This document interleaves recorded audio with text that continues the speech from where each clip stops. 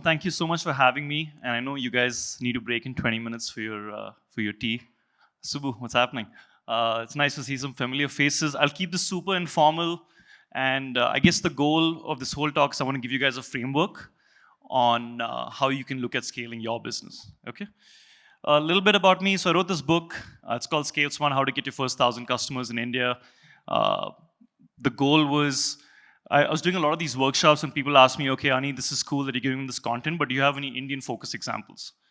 So I interviewed a bunch of entrepreneurs, like the founders of Freshdesk, InMobi, SlideShare, Chumbak, so 14 B2B, 11 B2C companies. And then I kind of came up with this framework on, I have an idea, what do I do next year, 25, 30 marketing channels you can use to scale your business, okay?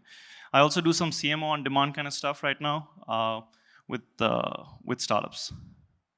Oh, okay, this is the PDF version, so some of it might be missing. So I'll give you a startup curve, which I guess all of you kind of go through this journey of I have an idea, you hit this product market fit, and then you scale. And then I'll give you a framework with an actual case study, and then I'll end it with the book itself, okay? So I'm assuming all of you, how many of you are like entrepreneurs here? Okay, so I guarantee all of you have kind of gone through this journey. You have happiness on the y-axis, you have time on the x-axis, right? Before you start off, you're like, oh my God, I have this awesome idea, I'm gonna take over the world, and then boom, like your reality kicks in, right? Like your personal life goes for a toss, you don't have much money. But the point being, you hit this point called product market fit, and that's when you scale. And I think a lot of mistakes that we end up making is we build out the product for like 7 to 8 months, and then we actually talk to our first customer, and then you realize, okay, my customer didn't really want this, okay? But what is product market fit? It's the point where you have a product that fits the need of a market, and greater the overlap, greater the value that you're providing. Okay, so there should be a way you can quantify this thing called product market fit. Okay, so this was created by Sean Ellis, who's he was VP of marketing at Dropbox. Some of this text is missing because of the PDF, but it basically says, how would you feel if you could no longer use this product, okay? You ask your existing customers or your active customers, how disappointed would you be if you could no longer use this product? You're very disappointed, somewhat disappointed, not so disappointed, no longer want to use your product. And if more than 40% of them say, oh my God, I would be super disappointed, that's when you hit product market fit. I'm giving you all this data so that you want to start your marketing activities only once you've achieved this quantified value. Second is Net Promoter Score. I'm sure a lot of you heard of Net Promoter Score. It's on a scale of 1 to 10, you basically ask your customers, how likely would you recommend your product, okay? And percentage of promoters are anyone who marks an 8, 9, or a 10, and detractors are the ones who mark 0 to 5. So you want this value to be above 30, okay? So the Facebooks of the world are at a 70, and once you hit this value 30, that's when you can really go out and scale, okay? And you'll see like a lot of, whether you're B2B or B2C, your first 0 to 10 customers will come through family and friends, 10 to 50 will come through word of mouth, referrals, and from 50 is when you really start playing the online game, okay? That you can scale through content, you can scale through ads, okay? But you need to kind of figure out whether you've hit that level. The other metrics, if you're an app, you can download an app, you want your daily active users to be at least 10%. If you're B2B SaaS, you're growing 10% month over month, I think that's a good function of product market fit. If your website, your bounce rates are less than 60%, so bounce rates, basically anyone who comes to your site doesn't go to any other page and exit. Okay, so you want at least lesser than 60% of them doing that function. Okay, so I'm going to give you a quick principle. This is something that I've applied at startups, and something that I did with a company in the US as well. Okay, so let's say if you knew how your competitors got their first 1,000 customers, you could use that to benchmark to create your marketing strategy. Is that fair? If you knew, let's say, if you're in the B2C fashion space and you knew, let's say, how a Jaipur got their first 1,000 customers, would that be helpful? Okay. So I'm going to help you kind of reverse engineer that even if you don't know anything about marketing. Okay. So the first thing I want you to do is list down all your competitors, direct or indirect. So if you're B2C e-commerce, whether it's fashion or not, just write down 3 or 4 direct competitors and write down 3 to 4 indirect competitors. Okay, so I'm going to give you an example with, let's say I'm starting a digital marketing agency. Okay, how do I get my first 1,000 customers? So the first thing I did was I wrote down my top 3 competitors. Okay, let's say this is global. You have Client Boost on the left, you have Single Grain on the right, and then you have Conversion Excel at the bottom. They're all like your standard digital marketing agency that does a lot of performance marketing. Okay. So the first thing I did was I took each of these companies and then I downloaded these tools. Okay, so check out these tools when you get some time. SimilarWeb basically gives you behavior of traffic for your competitors or any website. SpyFood tells you the amount of money, let's say someone's spending on AdWords. Okay, these are estimates. Okay, Ahrefs basically gives you content ideas and for your competitors, taking an example of your competitors, and BuzzSumo also gives you trending content. Okay, so the first thing I did was I put these company names in SimilarWeb. Okay, it's a similar Chrome, it's a simple Chrome plugin.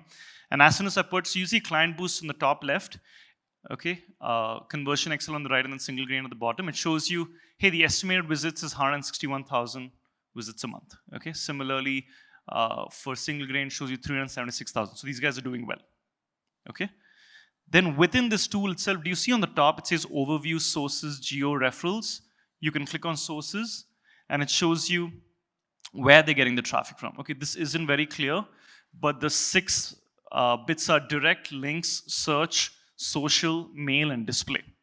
Okay, so what this means is all 3 of these guys, Client Boost, Single Grain, and Conversion Excel, 60% of the traffic is coming through search, 74% of the traffic is coming through search, and let's say 60.27% is coming through search.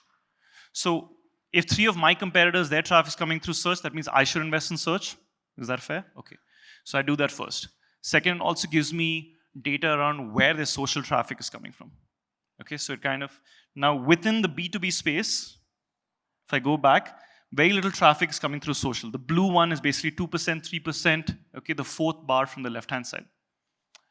So what I do is I say, okay, maybe these are the other channels that I can also use. So this framework is primarily for what are the marketing channels I can use to scale my business, okay?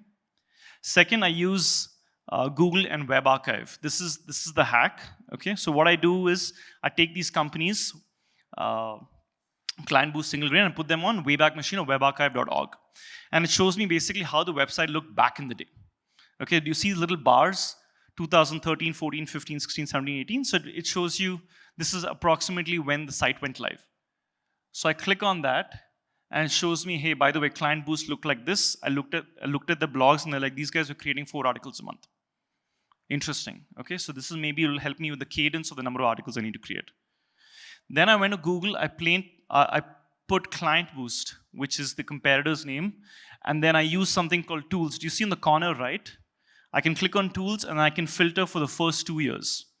I said, show me all the results of Client Boost on Google for the first 2 years. So when I do that, these are the kind of results I get. Okay? They use Quora, they use top SEOs, Unbounce, the Next Web. So basically, they guest blogged on these platforms. Okay? And I went through 7 to 8 pages on Google for one competitor.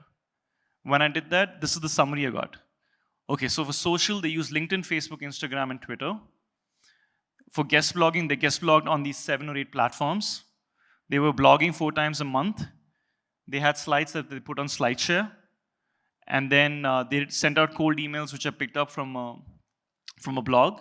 They did event partnerships, and they listed themselves on review platforms. Boom, you have 8 channels that you can potentially use to get customers for yourself. Now, how do I extrapolate that? I did that for all 3 competitors. I said, okay, this is my high-level summary for Client Boost. What is it for Web Profits, and what is it for Single Grain? You see a lot of them are focused on SEO, which is personal blogging. A lot of them did guest blogging. And then you had Quora, social, and directories. Okay, so once I have figured out these are my top marketing channels that I can use to scale my business, I said this is what I'm going to use for my marketing channels or my marketing strategy. Okay, once you've done that, you set a goal saying, okay, I want to achieve 100,000 visits by this end of this year, or I want to get 150 leads on a monthly basis, and then you reverse engineer, say how much I need to be doing on a monthly basis. Okay, so you list the activities, saying, okay, per channel, what are the activities I'm going to do? What is the estimate that I think I'll get per visits? Estimate of clicks, and how many website visits will I finally get? And then you start performing the activities. Simple, complicated? Okay, no answer, great. Anyway, so the framework that I talk about is available in the book, but if you want to kind of go ahead and say, what do I need to do per channel? That's something that you can see. So the book is kind of broken down as why this book, here's the startup growth cycle, which I kind of showed you, the 25, 30 marketing channels you can use to scale your business, the growth framework that I just spoke to you about, and then, hey, by the way, how did, let's say, SlideShare and Practo use SEO to scale the business? So what were the hacks? Similarly, like, let's say you have Facebook, we have how Chumba grew to 500,000 members. I talk about the strategies, talk about how often they would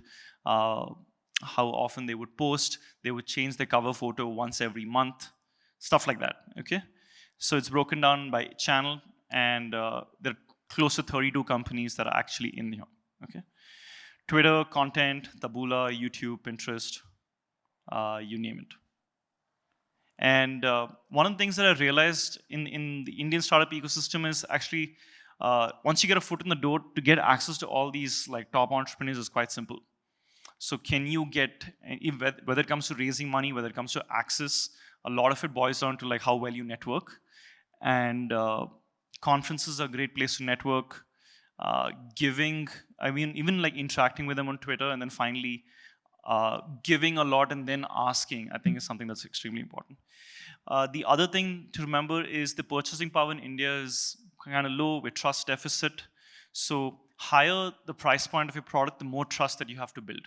Okay, so if your product point, let's say price point is 500 rupees to 5,000 rupees, you can be under the impulse purchase setup, right? So people don't have to know as much about you to buy. But if it's a 15,000 rupee to 75,000 rupees, then it comes down to, can you do demos? Can you do face-to-face? Can you do events? Okay, so a lot more interaction that have to go across the board. Thank you.